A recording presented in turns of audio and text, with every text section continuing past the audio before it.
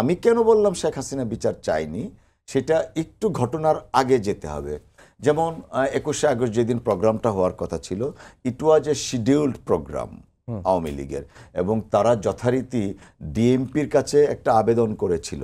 আবেদনের প্রেক্ষিতে ডিএমপি ওই মুক্তাঙ্গনে ছিল ভেন্যু, সেই মুক্তাঙ্গনকে পুলিশ কর্ডন যেটা নিরাপত্তা দেয়া হয়েছিল। ওই প্রোগ্রামের দিন 21শে August all on a sudden 10 to 15 minutes আগে মঞ্চ বানানো ছিল, মানুষজন ছিল, তাদেরকে ডেকে ওই তাদের পার্টি অফিসের সামনে নেওয়া হলো, আওয়ামী লীগের অফিসের সামনে নিয়ে ওখানে ট্রাকের উপর একটা জনসভা করলেন। সো একটা শিডিউল জায়গা মঞ্চ বানানো, সেখান থেকে 15 মিনিট আধা ঘন্টা আগে আপনি ট্রাকের সামনে গিয়ে নেবেন, তো এইটাই তো একটা সাসপিশিয়াস কাজ করে। ওখানে তো পুলিশ পর্যাপ্ত নিরাপত্তা দেওয়ার সুযোগ পায়নি, কারণ মুক্তাঙ্গন থেকে ওখানে যেতে লাগবে, আগে তো ডেভেলপমেন্ট ছিল মুক্তাঙ্গনে। তো এই একটা সিনারিও ছিল, এবং দুঃখজনক এই ঘটনা ঘটার পর হিনিয়াস ক্রাইম, আজকে তো বঙ্গবীর কাদের সিদ্দিকী এখনো বেঁচে আছেন, তিনি সেদিন সংসদে দাঁড়িয়ে কি বলেছিলেন, একটা ইন্টারভিউ নেন, সংসদের যে হ্যান্সার্ড আছে সেগুলো পরীক্ষা করেন। তখনই কিন্তু মানুষ সেইটাকে, এই যে মুক্তাঙ্গন থেকে বঙ্গবন্ধু অ্যাভিনিউ নেয়া হঠাৎ করে, এটাই ছিল একটা সন্দেহের তীর। কেন এমন, কি হলো, হঠাৎ করে ওখানে গেল, তারপর হামলা হলো। ভারতের প্রখ্যাত সাংবাদিক Kuldip Nayar, if I am wrong correct me, যুগান্তরে একটা লেখা লিখলেন এই 21শে আগস্ট নিয়ে, যে কিভাবে কি হলো, কেন হঠাৎ করে শিফটেড হলো।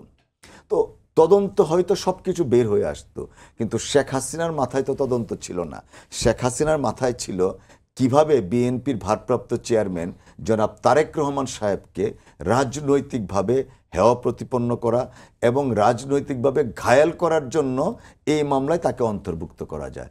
এবং যেহেতু তখন এক্সিকিউটিভ তার কন্ট্রোলে ছিল, পার্লামেন্ট ছিল রাবার স্ট্যাম্প, জুডিশিয়ারি ছিল আর মাস্টার ভয়েস, উনি সংসদে দাঁড়িয়ে বললেন তারেক রহমান সাহেব জড়িত, সাথে সাথে পিপি দরখাস্ত দিল, সেই দরখাস্তটা অ্যালাউ করলো।